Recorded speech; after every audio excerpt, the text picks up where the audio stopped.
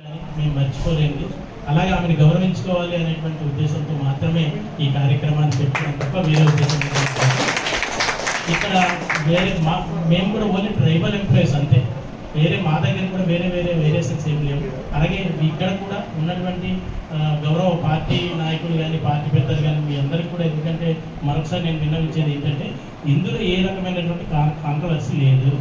Madam గారు sir మీద ఉన్నటువంటి అపారమైనటువంటి గౌరవంతో ఏర్పాటు చేసుకున్నటువంటి ఈ చిన్న కార్యక్రమం తప్ప మరొకటి కాదు. అది మీకు తెలియజేస్తున్నాం సార్. మరొకటి ఏంటంటే ఈ శృంగవరపు కోట అనేటువంటి ఈ మేజర్ పంచాయతీతో మాకు చాలా ఎక్కువ అవినాభావ సంబంధం ఉంది. ఎందుకు అంటే 32 సంవత్సరాలు అయింది మేము వచ్చి. చాలామంది మేము దరిదాపుగా మా ట్రైబల్ ఎంప్లాయీస్ రకరకాల కారణాలు, అంటే వాళ్ళు నివాసం కోసం కానీ, పిల్లల చదువు కోసం కానీ, లేదా చదువుకు అంటే కాలేజ్ చదువులు కానీ, రకరకాల కారణాలతో దరిదాపుగా ఒక 400 కుటుంబాలు శృంగవరపు కోటలో మేము ఉన్నాం.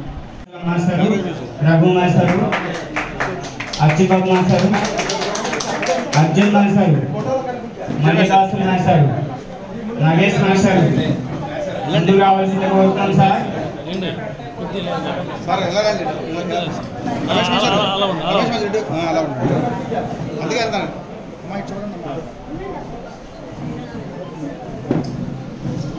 ఇంకా మనవి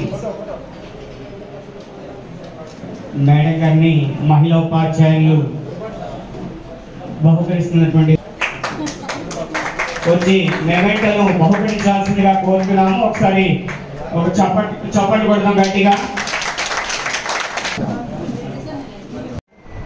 అమాయకమైన కుటుంబంలో జన్మించి ఎన్నో ప్రభుత్వాలకు తోడుండి మరి అందులోనే కొంతమంది విద్యలో ఉన్నతులుగా ఈనాడు మా ముందు ఉండి ఎవరూ చేయలేని ఈ అభినందన సభ నిజంగా నా కుటుంబానికి చెయ్యాలని మీరు తలంచడం, ఇది నేనైతే ఒక అదృష్టంగా భావిస్తున్నాను.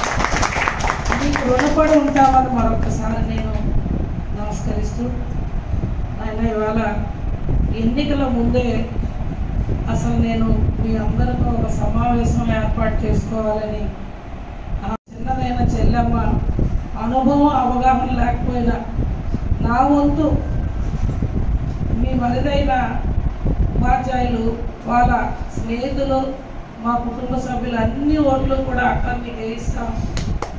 ఈసారి మేము నడిపిస్తాం.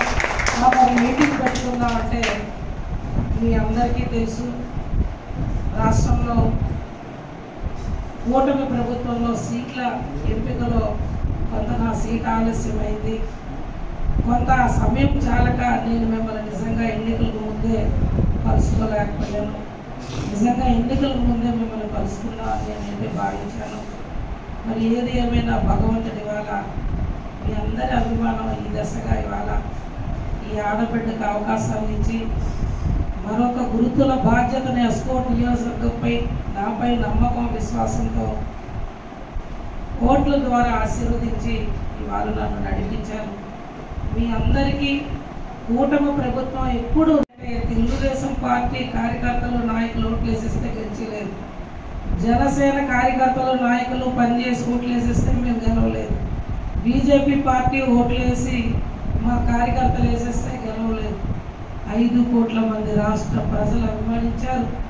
అందులో ఉపాధ్యాయ సంఘాలు, ఉపాధ్యాయులుగా ఉన్న ప్రతి కుటుంబం మా కూటమి ప్రభుత్వాన్ని ఆశీర్వదించింది.